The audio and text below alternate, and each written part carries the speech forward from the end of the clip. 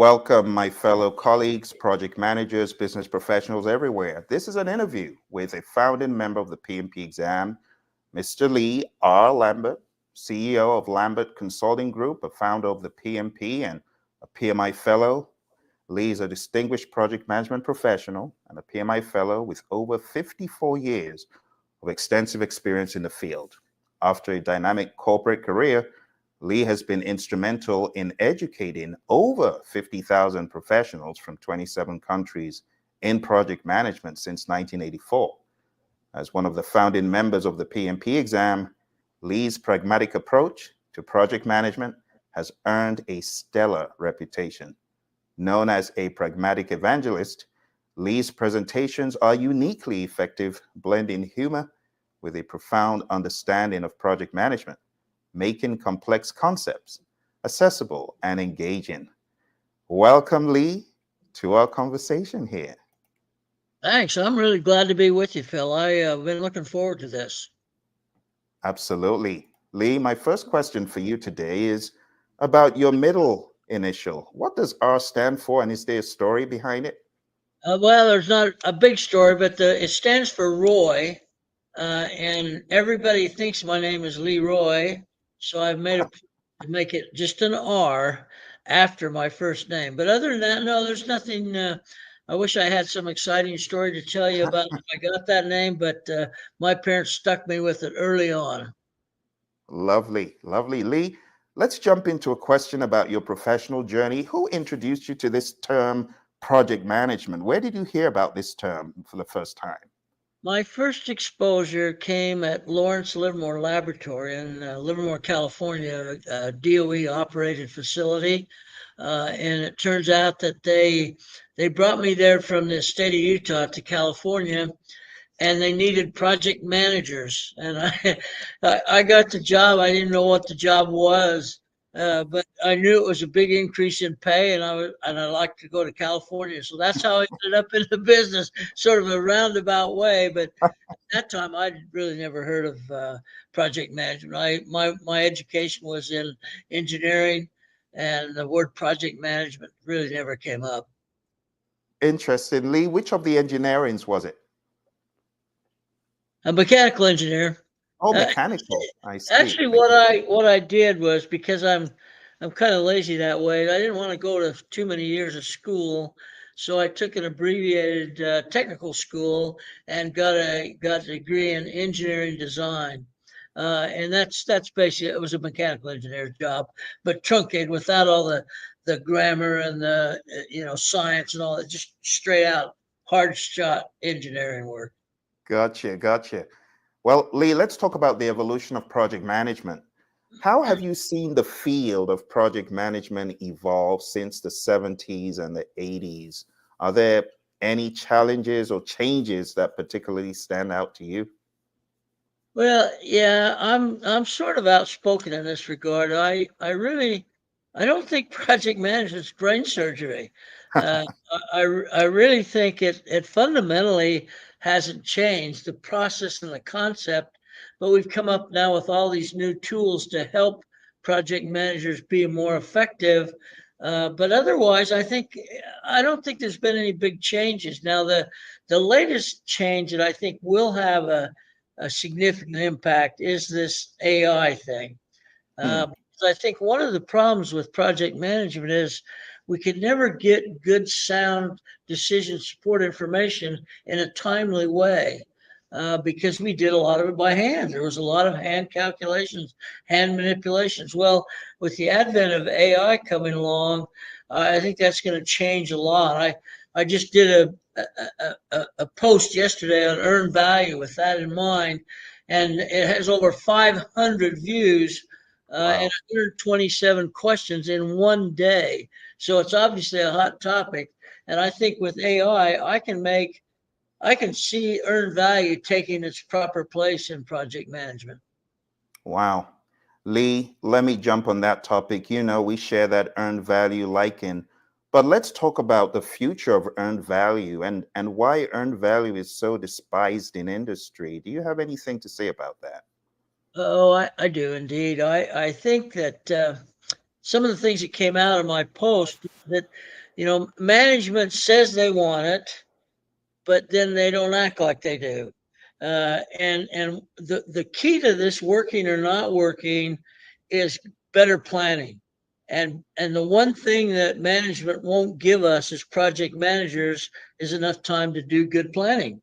And so if you're going to earn value on a bad plan, all you got's a mess. And that's kind of what happened in the application of earned value in a generic. I mean, I can force you to do it contractually if you're a government operation, but I want people to use it because it adds value to what they do. And I think until we can get to a place where we have confidence that we've planned to the right depth with the right numbers of work packages and so on, I don't think it'll have a chance. So I'm hoping with the advent of AI, that's going to help us a lot. Great stuff, Lee. If you were going to advise a CEO on project types to not compromise earned value on, which project types would those be? Well, that's the thing is I see there are specific applications, and I think that to say that I'm going to use earned value on an agile is a bit folly to me, because it really takes some consistency in the scope of what it is you're trying to deliver. And if it's moving around all the time, then earned value data really doesn't bring to the party what it should.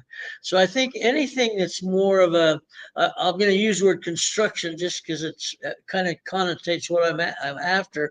Something with more of a relatively fixed scope, that there's some understanding of what the outcome is supposed to be, and it's been based on a plan that has integrated all the work that needs to be done, so that anything that starts to go wrong anywhere on the plan is going to immediately be highlighted and drawn to the attention of decision makers.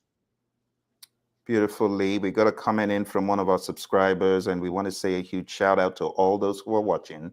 And they are concurring with you, Lee, that AI will help improve EVM and project management. We got a rather interesting comment here that says, but we still have to weed out bad apples as PMs. Lee, what are bad apple PMs? Because I know you've been in this field for too long to have not encountered them. So what would a bad apple PM be like? Just let it loose, Lee. Well, these are my estimates. Now, I should have done a disclaimer in the beginning. None of these are the opinions of PMI or the attitudes of PMI. They're Lee Lambert. Okay. Now that I did that, there are, I'm guessing, 200,000 or 300,000 PMPs who aren't. I think we call them paper PMPs. I use it jokingly all the time. They paid their money, they took their exam, they passed it, and then they went back doing things just like they always did them before. It was a peer pressure, it was a management pressure, and if you know it's important that you get the PMP, then you'll figure out a way to get it. But the thing about a PMP is that they have to be grounded in experience. I personally think that three years of experience is not enough experience to consider myself a PMP. I need to have run projects for a period of time where I've exposed myself to all of the problems they're going to come up, so that I don't get blindsided. So that's the bad apples they're talking about. When I do a program with a bunch of PMPs, I always ask them, how many are PMPs? Oh my gosh, all the hands shoot up. Everybody's so excited. And then I ask another question. I say, how many of you work with one that isn't? And you would be shocked at how many people, although some don't because they're sitting right next to the person that's the one that isn't, but some people raise their hand. I mean, it's obvious. A real PMP knows an imitation. Oh, wow. That's a quotable quote right there, Lee. I got to put that on a book somewhere. My goodness. Lee, based on what you just said, you are the advice guy, right? And I know this from the PMI chapter, because you got this great reputation. Help people out, Lee, with this next question. With your extensive experience, what advice would you give to project managers to excel in their careers? Yeah, I do a whole program on this point. I think that the key that I try to make to them is, first of all, start young. Focus on what you want to be when you grow up, and then select the experience and education that fits that environment. Now, the problem we have is a lot of people are becoming project managers or trying to. They think it's because of the money. They think they're going to make more money as a project manager. Well, if that's the only reason you're becoming a project manager, good luck. Mm, You have to have a passion for what it is we do. And what it is we do is we deliver.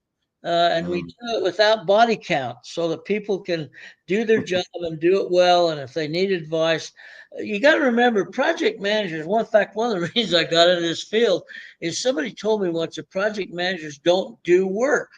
And I was intrigued by that question. So I looked into it. And sure enough, they're right. Project managers don't do work, they get work done through others. mm, That's the way you multiply your value that you contribute, not by individually. You can only do what one person can do. But if you can mm. monitor and mobilize dozens of people, then now where you're making a big benefit to the organization. Wow. I love that, Lee. Lee, based on what you just said, incidentally, we got a chat in, and the chat says, Lee, can you kindly express your thoughts of the statement, these days AI will take away your job? Now, based on what you said about getting work done, what is your perspective on AI taking away the PM's job? Well, I think that whole, I'm going to call it a rumor, Phill. I think that whole rumor was started by people who were nervous that something was going to happen and lose their job, because anybody with reasonable thoughts would understand that because project management is an information based environment, then the more information, the faster and the more accurate I can do. It's not going to replace me. It's going to make me more valuable because of the insights I can provide management. I always tell management, do you want to know if a project's going south after 3 months of a year, or do you want to wait till the end of the year and $5 million overrun? And so the earlier I can give that decision making information to the decision maker, a lot of project managers think they're the decision makers. Jokes on them. They're not. And so my job is to deliver to the person who is the decision maker what they need to make those decisions. Lovely stuff, Lee. Let's talk about this pivotal point in your career where you were asked to be on a board for the PMP exam. Were you nominated by someone in the PMI leadership, or how did that happen? Yeah, well, the way it happened was that I got a lot of recognition early on. I joined in 78, joined PMI in 78, and I immediately started to write articles for what was then called the PMI Journal, PMI Network. They had two publications. And did the same thing I do now. I expressed my opinion. I thought what should be done and what could be done, and I did that in a fairly consistent way. And those got printed, and suddenly my name got known. Nobody knew who the hell I was. My name got known because, hey, this is the guy's writing these articles, and look at this. I kind of like what he said. So the next thing that happened when I moved to Columbus, Ohio, where I live now, to help start a project management division, they wrote a letter to the CEO saying we'd like to have Lee's time to be one of 5 people focused on creating a new certification process for project management. And we'd like his area of concern to be consulting and R&D.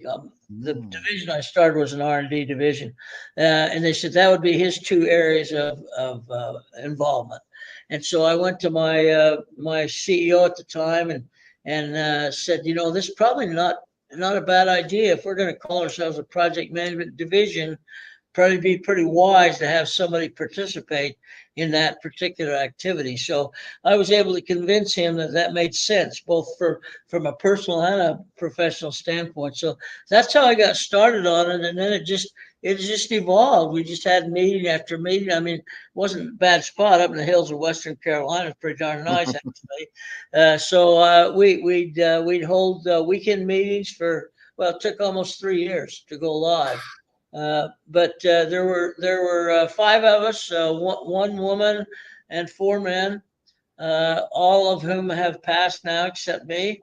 And I don't plan on leaving soon. And so I think we were on to something. I think that people began to realize if every other profession has a certification approach, why wouldn't? Well, that's because at that time project management was a hobby. It wasn't a Mm, job description. It was what you did in your spare time. And so what PMI did, and that's really one of the things that they set out to do, was create a profession. And they certainly have achieved that without any doubt. wow. Lee, let me ask you, what is the most significant thing you believe the PMP has accomplished in the world? Well, I think it's brought focus to the profession. I think, let's not kid ourselves, people have been doing project management long before PMI came along. It just wasn't a designated profession. So I think it did that. It converted what I call a hobby into a significant profession. When you think about the fact there's 1.5, almost 1.5 million PMPs, I mean, that's really like a drop in the ocean to the number of Mm, project managers there are currently operating in the world. And they're predicting 20 million new ones by the end of the decade are going to be needed. So it's really brought it to the fore of everybody thinking about why are these projects failing? We've got mm, we've got professionals. Projects are failing because it's not about the PMP certification. It's mm. about doing what good project managers do. Wow. Lee, you brought up a very important point. There's such a huge disparity between the 1.5 million you talked about and the rest of the world of PMI as the CAPM, ACP, Discipline Agile, and other certifications. Why do you think there's such a large disparity in those numbers? Well, I think part of that is because when we first started rolling out the PMP, we marketed it as a general certification. In other words, it wasn't a specialty. It was because then the only real specialty was scheduling. There were a lot of scheduling Mm, around back in those days, and they thought that's what project management was. So we didn't want them to focus on any specific area, and that's the way we started to roll it out. Now, as we did that, and as we saw the numbers of the PMP go up, we saw maybe there's a need for specialization. Maybe a person can be a PMP, but really spend most of their time on scheduling, most of the time on risk management. And so we started to create these specialty certificates. But the problem is the PMP is still the gold standard. Everybody wants the PMP. That's an yes. indicator that you know what the heck you're talking about. And so only the real specialists are getting the specialty certificates. Like I just congratulated one today that got his scheduling, and I basically told him, I said, it's really a shame we don't have more scheduling professionals because it's an area that I think we do a lousy job on in our Yep. project. I think we do a terrible job. And if we had more specialists, then maybe we could increase the quality of those plans and schedules. And the same with risk. I think risk Yeah. is underutilized just horribly. So I think that we're seeing that. And to point out the again the disparity as you refer to it is that we kind of started late with the CAPM, which is basically like a PMP in training. Really, that's what it amounts to when you think about it. And so now we're saying, look, if you haven't decided if you want to be a PMP, if you don't think it's going to add a lot of value to your skill set, then get the CAPM, the Certified Associate Project Manager, and that will help you make the final decision. Mm, That's what you want to be when you grow up or not. So we now have 70,000, mm. by quite a ways, the second most popular after the PMP. And in fact, in some of the magazines, the CAPM has actually been identified as the most in demand, with the PMP second. Wow. So I think that's I think that was a great move. I wish the heck I could have said I thought of that earlier, but I didn't. But I think Hmm. whoever did put it into the system made a wise choice. And now you're seeing heavy marketing on the Yeah. CAP because they see that we've got a lot of, if we're going to have 20 million by the end of the decade, we got to get them in the pipeline. We've got to get some Absolutely. people that are ready to move into that role. So I think the CAPM will continue to grow pretty rapidly. I absolutely agree, Lee. And actually, I got CAPM certified after my PMP because I kept hearing it's not a cakewalk exam. So I decided to Yeah, try it out right. for That's myself. right. So, Absolutely Lee, let's talk about the PMP. Your 3 years meeting with these four awesome individuals. You must have had some squabbles and arguments and, well, let's just say conflict. I don't know. Do you want to? Do you have any flashbacks about that? right. Yeah, I call them nightmares, not flashbacks. Yeah, we the biggest discussion we had several. I was involved in most of them. But the one that we really spent the most time, and this is one of the fellows on this was a president of PMI, the Ken Hartley. You might know that name. Uh, Hmm. and Ken had strong opinions, and he was a great leader. He was president twice. The only man that's ever been president twice. And our discussion was about what do you call this thing? What do you call this thing? And they wanted to call it all but me wanted to call it project management professional. Wow. Project management professional. Well, they wanted to call it. That's not what they wanted to call it. They wanted to call it something that didn't have anything to do with what we were trying to achieve. And so I said, no, okay, look, if we're going to say professional project manager, I don't think that's exactly what we're after. I said, well, how about this? I said, think about this from that standpoint. Somebody that is working in a project management environment, in other words, an organization that has implemented project management, do they really need to be a PMP or do they just have to have a good knowledge of project management so they can talk the language, so they can understand what's being said? That was my position. And they said, no, we want to have professional project managers.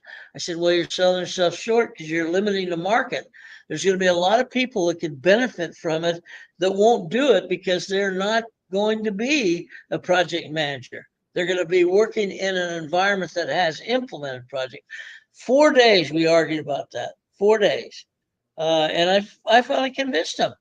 I said, what you're going to do, and I must admit that it was a little bit of a marketing thought that I had, is that we just broadened the market by tenfold. Because Mm. now instead of just project managers, the a lot of people can benefit by being a PMP. And Mm. the best example of that is I sold the Sprint account back when I worked for ESI. And when I sold the Sprint account, that was my reasoning. I said, let's just not train your project managers. Let's train everybody that has anything to do with project Mm. management in a regular way so that communication will be sound and valid, everybody will understand. So they finally decided to do that.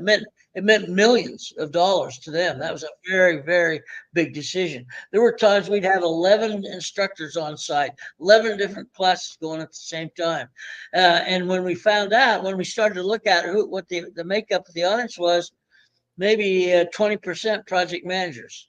Everybody else was project support people. And they proved themselves. They proved themselves to Sprint that they added a lot of value. And so that's the main argument we had. Some of the others were what it take to qualify. Back in the old days, it was just three categories: education, experience, and service to the community. Of course, it's clearly gotten much more complex than that now, which it should have been, by the way. And I was in charge of qualification back in the old days, and I got to be Mm. honest with you, I didn't spend a whole lot of time. If I could add something up real quick, qualified. My opinion was, if you're going to sign a code of ethics, you certainly wouldn't lie about your application, would you? I mean, I believed in honesty. I believed that if people signed that code of ethics, then they were saying, yeah, yeah, I've done all those things. Well, we learned the hard way. That's not exactly true. So now we've got a little bit more rigor in how we allow people to sit for the exam. Great stuff, Lee. I'm curious, you mentioned ESI, which is an organization that everyone knew. Were you with ESI for a long time? I was with them. I went over there probably in 1982 or 83, right just before we released the PMP. Uh, Wow. and by then I was pretty much into training, and I decided, well, that's the kind of place I want to be. They're selling project management training to corporations all over the world. They linked up with George Washington, which is very smart, so that you could do 7 courses and get a master's certificate from George Washington in project management. So it had the marketing. I had fun. They were the more people they could get in the room, that the more they put in, and they've been sold about 3 times since then.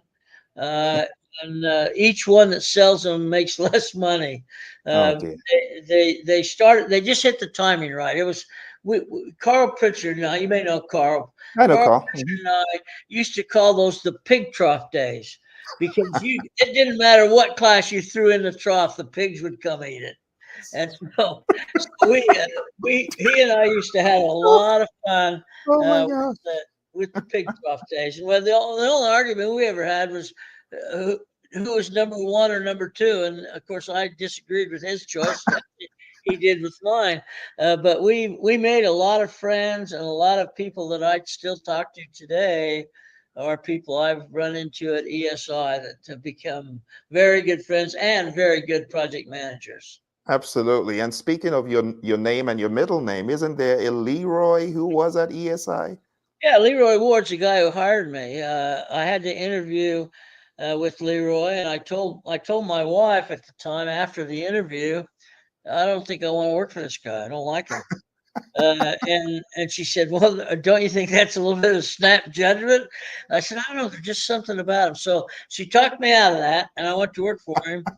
And he was without any question the greatest manager I've ever worked for. Just an unbelievable guy, very smart, very recognizing you got to give people freedom to become who they need to become. And then, of course, when ESI started being acquired, he was ahead of it for a little while, and then I think his mom got sick, and he moved to New Mm, York. And it's funny that you brought his name up, because I was just thinking about him the other day.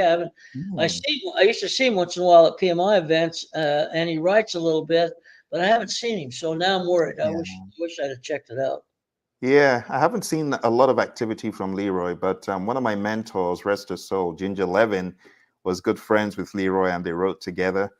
And I was always aware of what they did together in project management. They had some books, but Lee, now that things have changed, the goalpost moved. ESI, like you said, is almost nowhere on the map.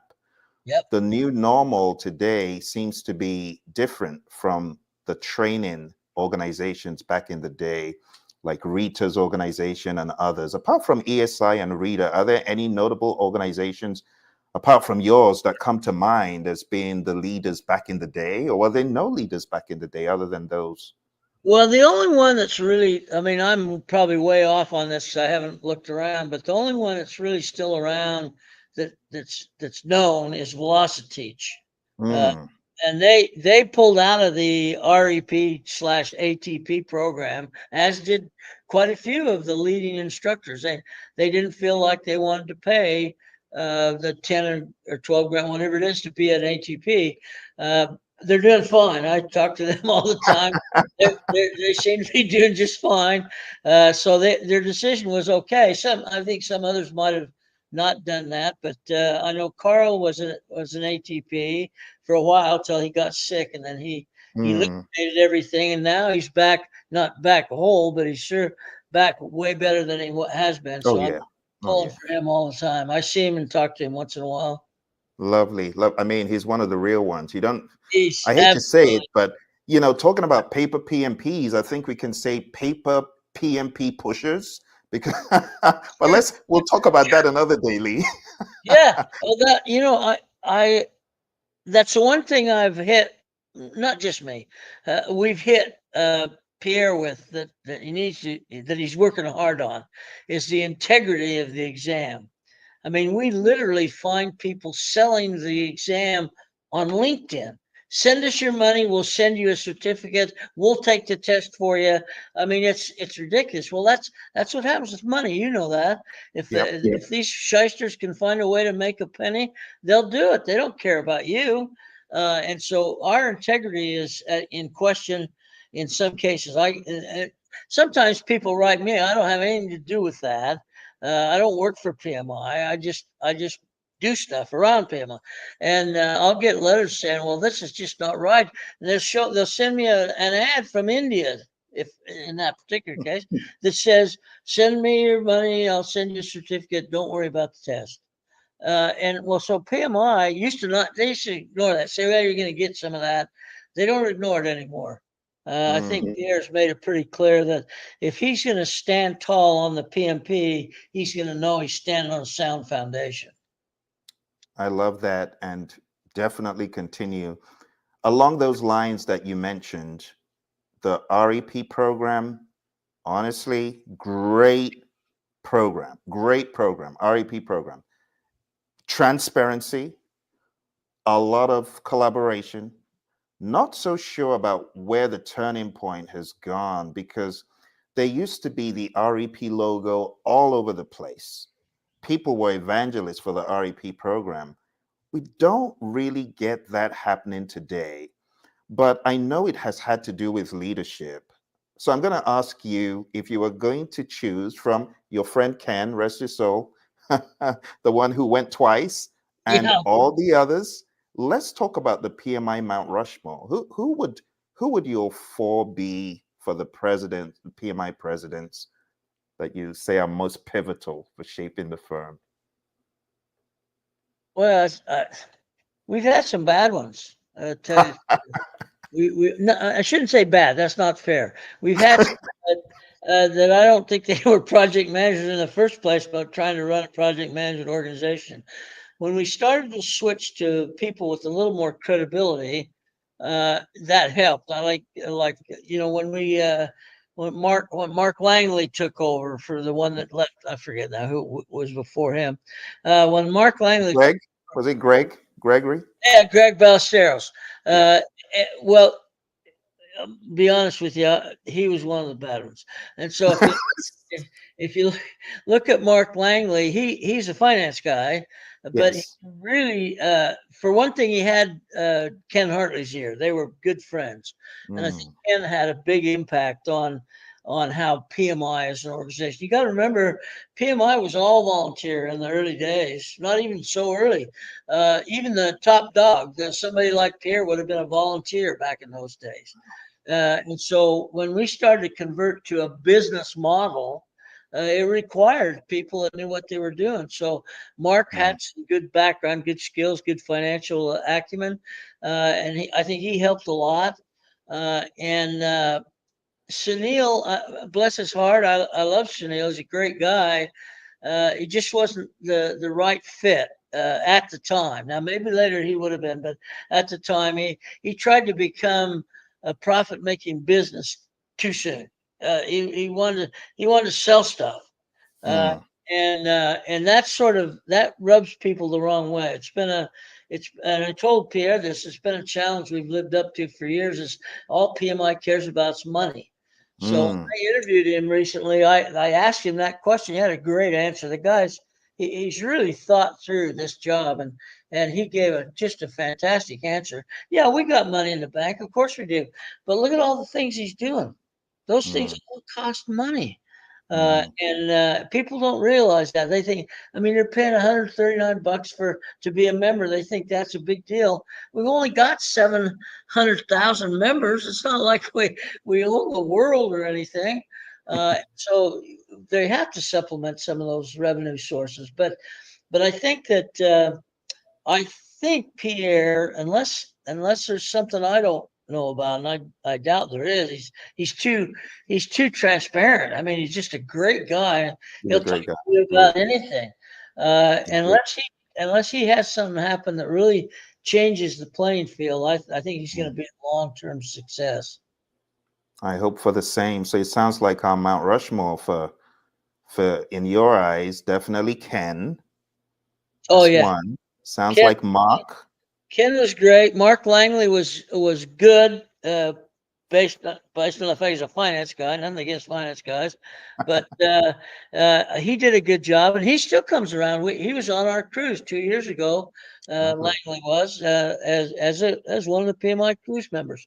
So I mean, he's taken an active role in the business. But again, well, you saw what Pierre did when he came in. He not immediately, but within reason, started to replace key positions. Oh yeah. Oh yeah. These were people that had a lot of tenure. They'd been there a long time. They had done a good job, but they weren't project management people. They weren't as skilled in what you need to be skilled in. So he wasn't afraid to make changes. I asked him that question in my interview too. He handled that like a champ. He just, certain people needed to be in certain positions, and he's now got himself in a position where he's got the right team, I think. Mm. And now he's gone on to say, okay, look, you're a team member at Project Management Institute. You will be certified. If you're not certified, you better get busy. I mean, even Brantley is a 26-year veteran. Some joke that they think she was born there. But the fact of the matter is, she'd been working all that time, working hard, getting lots of things, had no certification. And so Mm. immediately, of course, when Pierre said that, she went and got it. So it wasn't like she couldn't have had it. She just never was pushed to get it. And so now Mm. everybody in the organization at a reasonable level is being told to have at least one certificate. They're not saying it has to be PMP. Uh, they'd like it to be CAPM if that's the only one you're going to have. But the fact of the matter is, they're only saying, look, everybody needs to have some kind of a certification. Mm. I can tell you, Lee, I was just so excited and over the moon when I somehow got to the PMI page of leaders.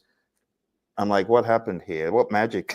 What magic happened? Yeah, no, that's right.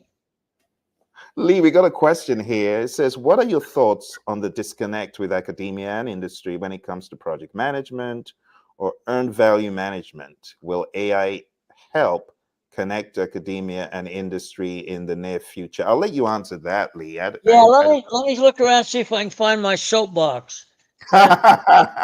This is a very critical. If I start to talk about a pipeline that needs 20 million new people, if we don't link integrated with academia, they're not going to be there. They're not going to be there when we need them. Now, this movement started.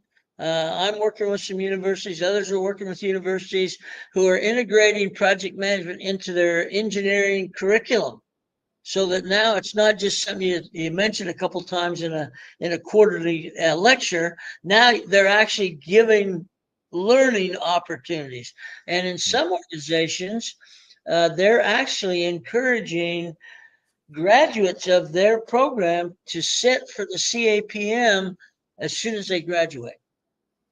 And so they're trying to understand. So I don't even remember this, but somebody told me that we used to have a real tight link. Everybody that I worked with back in the old days, in the 70s and 80s, were academia, were professors. Uh, Most of the key people were professors, engineering professors in most cases. But then all of a sudden, for some reason, that got disconnected, and we went back to individuals. Let's work with individuals. And so now we're trying to reconstruct that relationship.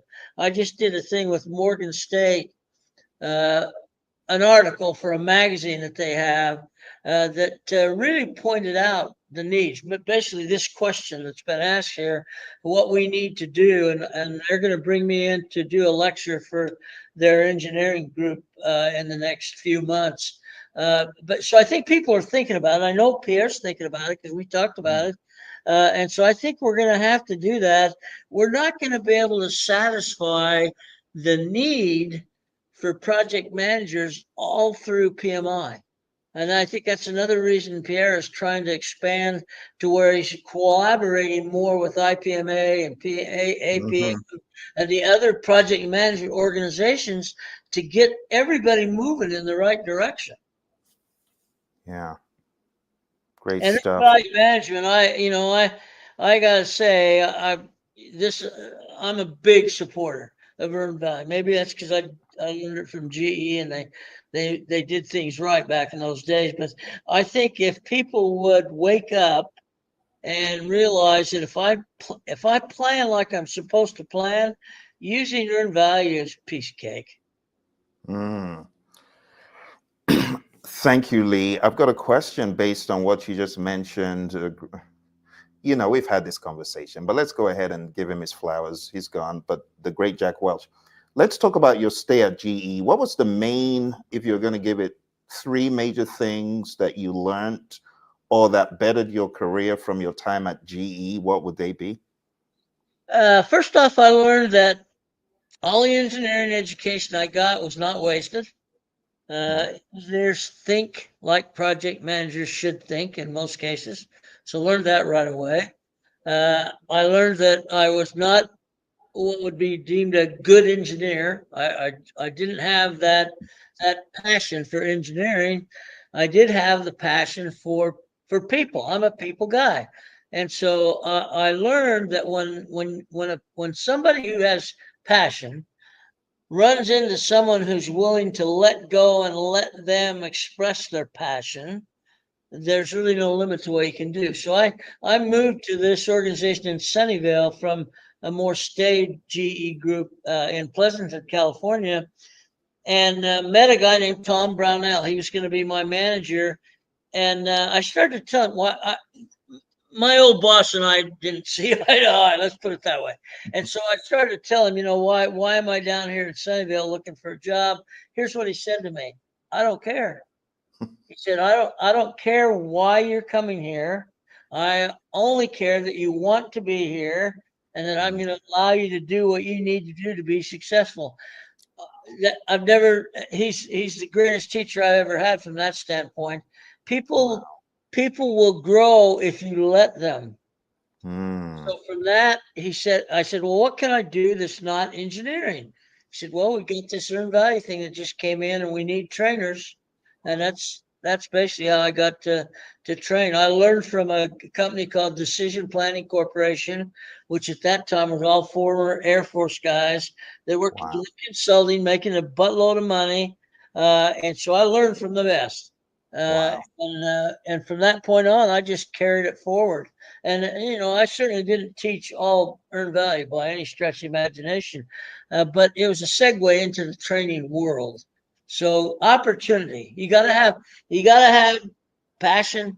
You gotta have opportunity. A lot of people have passion; they just never get the opportunity. But I was fortunate enough to get both.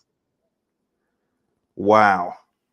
That is so interesting to hear, Lee. I got a feedback for you about your perspective on people getting certified. This is from Delita, one of my mentees, ACP, talking about the channels that PMI has made available. She took advantage of the Agile Certified Practitioner. She says, I like your perspective on that everyone should be certified if they're in a certain role. I see that in my field today. Not anyone not certified has to get certified and basically reapply for their jobs. It may seem unfortunate for some, but I think it's important. So I think what Pierre did is amazing. I got really excited just seeing that.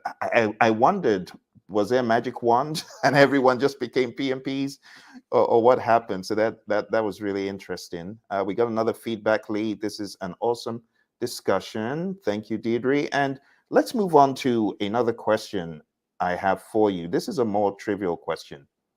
Ice cream or yogurt, Lee?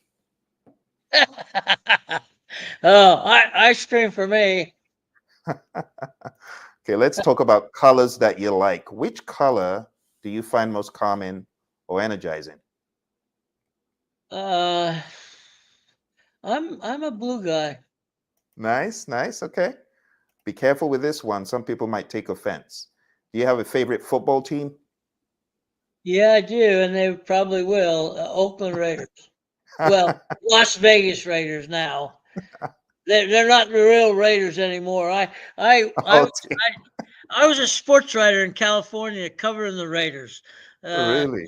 for a major daily, and I've had some. I had LaMonica and Bolitnikoff and Art Toms, you name it, at my house for a party. Wow. They destroyed my house and became friends as a result. So I've always been faithful to the Raiders. I think that was a good answer. Okay, let's talk about another one. Lee, do you enjoy listening to music? And if so, which kind of music do you listen to? I do. I'm a country western guy. The, Ah, the beauty about country western is the lyrics actually say something. that's true. Yeah, Hmm. I really do like the lyrics of country music. Makes sense. Where's your cowboy hat? You don't wear it a lot these days. No, I don't. I have a special hat they gave me in Calgary at the Stampede when I was a keynote up there. That was they do what they call a white hat ceremony. So I've got that. I still wear that occasionally. If I go to Calgary, I always wear it.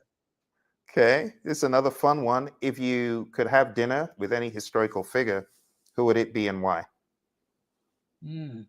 Mm. Who would it be and why? Probably be it'd probably be a football coach, but I'm not sure which one. I mean, even I hate to say it, but the Ohio State guy that I liked is gone now. He's an announcer now. But Mm, there's something about I'm not going to say that Alabama guy. I won't even say his name. But the beauty of those coaches, and here's I learned this a long time ago from coaches. The key element of coaching a team is to getting all the players to buy in to mm. what you're selling. That's all the big time coaches will say that. In post game interviews, they'll say it almost every single time. Well, that's all the boys are working hard. They buy into what we want them to do, and I think that's key. That's commitment. That's basically what we're talking. And so I've developed some high performance teams that actually PMI wrote one up in a magazine called it a miracle project, where Mm, I developed a high performance team that got 3 years worth of work done in 18 months. mm, You can do it, but you've got to get commitment. You got to get buy-in to mm. what they do. Right now, people are still, a lot of people are still just focused on getting the job done, getting my paycheck. That's where their focus is. Okay, baby needs shoes. Got a Mercedes payment. So why are you working so hard? Well, because I need money.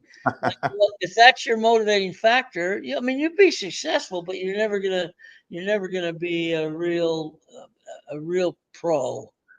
Speaking of money, Lee, your statement, I want all the money to Jack in that fateful company where you did the diabetes instrument project. Could you discuss the diabetes instrument project you worked on and just tell us if there were any key lessons learned that you'd like our people to take away? Yeah, the lesson learned there is you can overcome bad leadership. The guy who was running that company at the time was a former DuPont guy, six Mm, foot eight, 350 pounds, hated people. Nobody ever saw him. Nobody ever saw Jack. If you saw Jack, he was probably because he was firing you. He didn't like he didn't like to mess with people, and so I learned that I had to be the buffer mm, between the perception of what Jack was. And by the way, the guy was brilliant, brilliant. mm. He just hated people. And so I'd have to be the buffer to try to communicate. So everybody came to me complaining about Jack, complaining about, and so you have to get by that to where you have to understand you still got a job to do. I mean, you can spend all day bitching about something, but at the end of the day, you still got a job to do. So why not do it and have fun and enjoy it? Uh, we did miracles. We did things that nobody ever heard of. to get that thing done in that amount of time. And it was a $1 billion company. And when it was over, 3 years later, they were acquired by Roche Labs for 11 billion. So Wow. it was profitable, no doubt about that. And by the way, I still use it today. I use that meter. That same meter that I ran the project for. That's what I use. It gave me diabetes, I think. Yeah, I actually did check that out on Amazon. It's on sale. What's it called again? AccuCheck. Yes, I could check out. I couldn't. I'm like, wow, it's so Yeah, you've left a long-lasting it, impression in it's that industry. morphed. It's morphed, obviously, in physical size and configuration 2 or 3 times, but it's Mm. still the same meter that we designed. Good stuff. Like we're winding down now, Lee. So let's talk about the future of project management tools. People are very tool crazy, and I'm curious to know as project management tools increasingly incorporate AI and machine learning, what fundamental changes, if any, do you anticipate in the way projects are managed over the next decade? Well, I think the key is going to be, are people willing to learn how to take advantage of the tools? I think the problem we have in project management, I've seen it for sure, is that everybody gravitates to the new shiny thing. Hmm. Uh, and they're gravitating that way for one reason. That is, they think it's going to make their job easier. Hmm. And eventually it may. But when you have a new tool that starts to be used, that's work. You have to work to understand how to capitalize on it, how to use it, how to get the most out of it. Once you've learned all that, then yes, it's going to make your job easier. Nobody's willing to make that front end investment. They'll start working and say, "Oh, hell, this is a lot harder than I thought it was. I'm going back to the old way," and you start to see that sort of lack of commitment. I'm that way when it first came to Microsoft Project, when it first came out. I just couldn't invest my time in learning Hmm. how to operate Microsoft Project.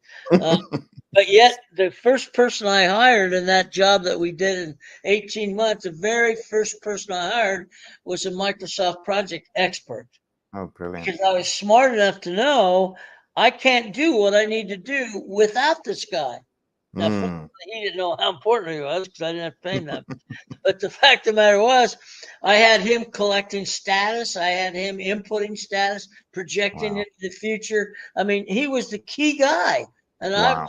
to this day, I could go back and interview a lot of, they'd have no idea he was so critical to that project. Wow. And you really hit the nail on the head, Lee, because a lot of leaders, they feel, oh, I don't know this, I'm just not going to use it. But great leadership is bringing in people to complement one's skills. And you have a lot of PMs these days, they're kind of scared that they have to be the person who knows it all. I'm curious to know if you had the opportunity of choosing 3 knowledge areas out of the 10: integration, scope, schedule, cost, quality, resources, communications, risk, procurement, and stakeholder. Are there 3 that you would say are your, I'm stranded on an island with 3 knowledge areas? It's got to be. Which ones would those be? Yeah, I think I can say that. The first one is scope, which is a knowledge area in terms of how do I define scope. This draws me into work breakdown structures and work packages and so on. Scope, that's number one. Hmm. If you don't do scope right, it doesn't matter how many damn tools you have. Okay, so I'm going to get scope right. The next one I would do is I would say is probably scheduling.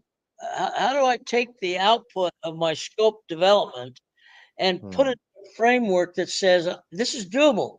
I can Hmm. start now and I'll be done when I want to be done.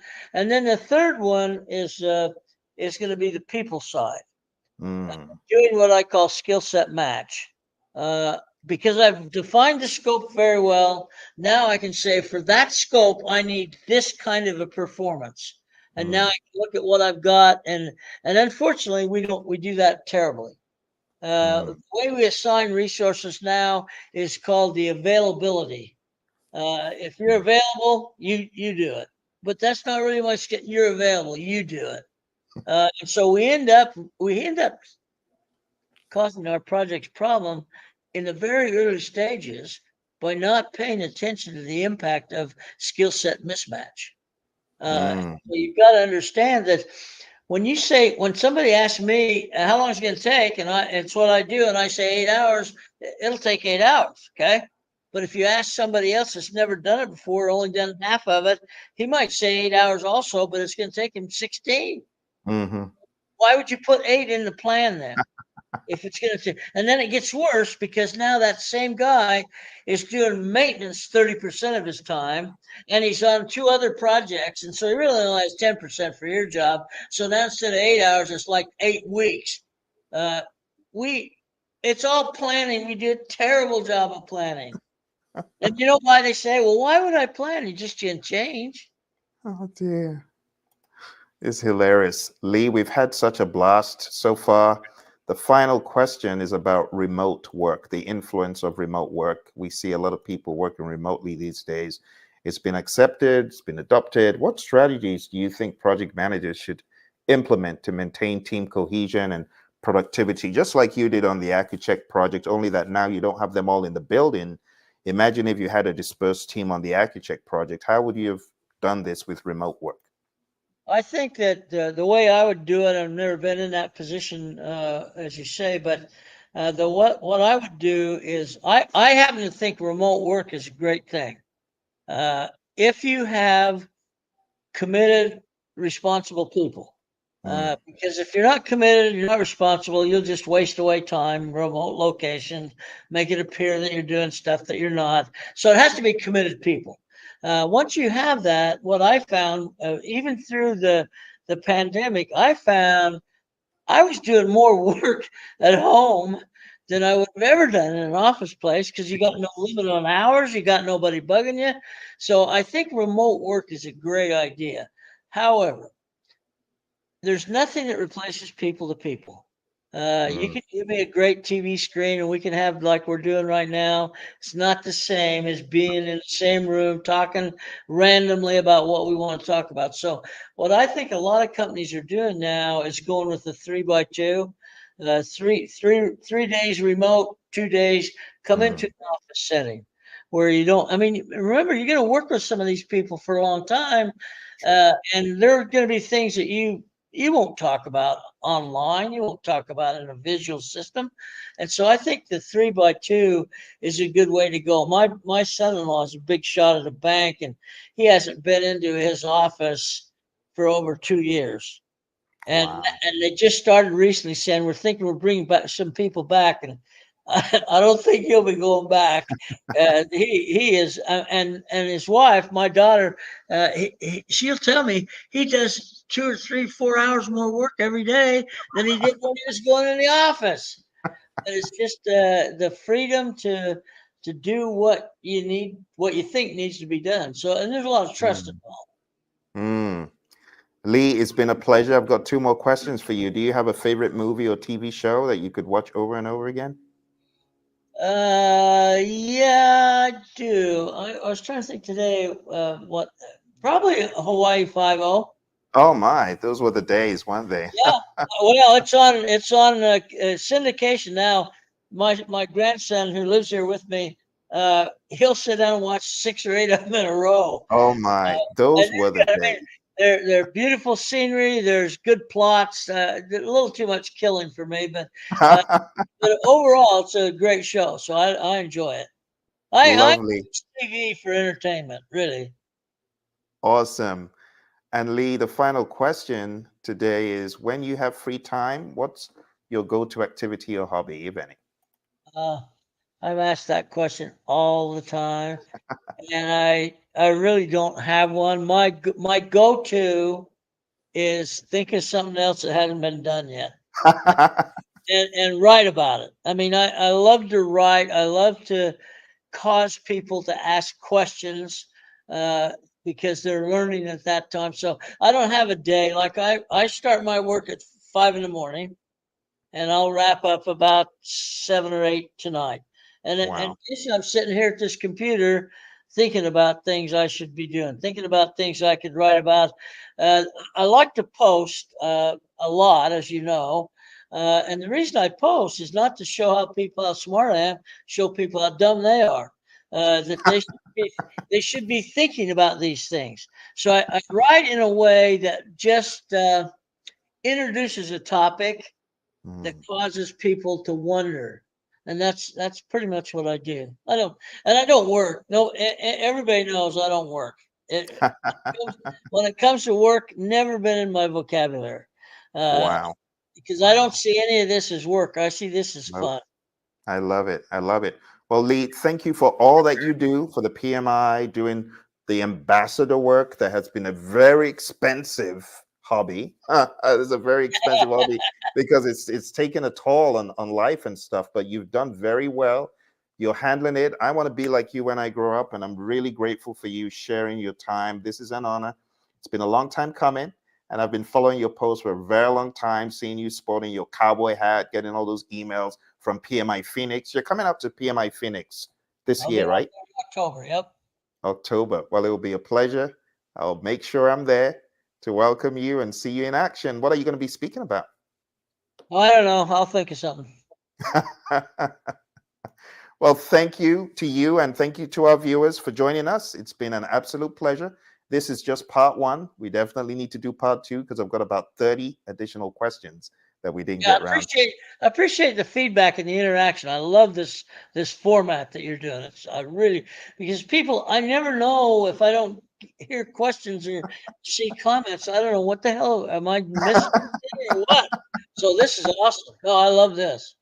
Lovely, Lee. Thank you so much. It's been an honor and a pleasure. And thank you to our viewers. And we'll see you again, hopefully very soon. Bye Take for care. now.